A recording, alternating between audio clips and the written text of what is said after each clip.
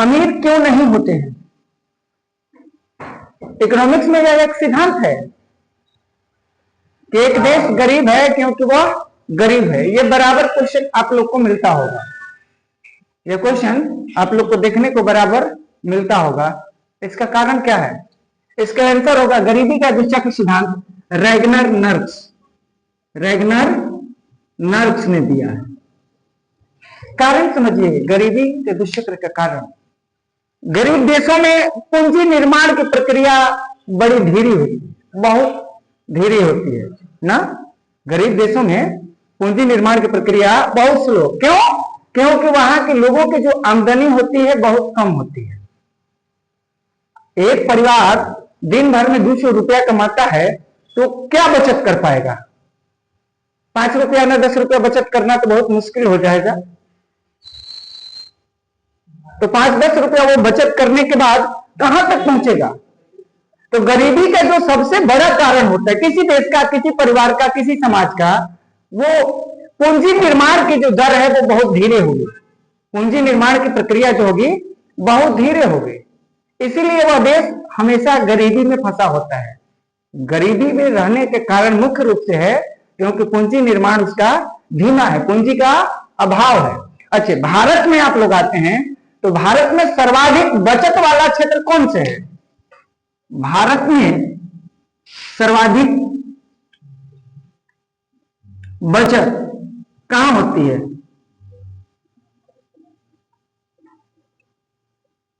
भारत में सर्वाधिक बचत वाला क्षेत्र बताइए तो आप लोग।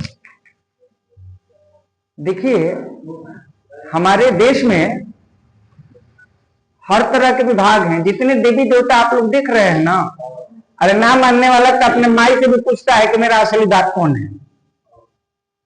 मानने वाला तो पत्थर को भी भगवान मान लेता है। तो जितने ये आप देख रहे हैं देवी देवता, इन सबको फ्री में नहीं, कोनो शिबू सोरेन नहीं है कि बिना विभाग के मंत्री हैं। ऐसा कोई देवी देवता नहीं है जिसका कोई विभाग ना हो। तो हमारे पूर्वज जो थे वो वित्त मिनिस्टर बनाए, किसको? लक्ष्मी को बनाए। तो भारत में सर्वाधिक जो बचत होता है वो घरेलू क्षेत्र में होती है। घर की जो महिलाएं होती हैं वो बचत करने में अग्रणी भूमिका निभाती हैं। तो इसका आंसर क्या होगा? घरेलू क्षेत्र।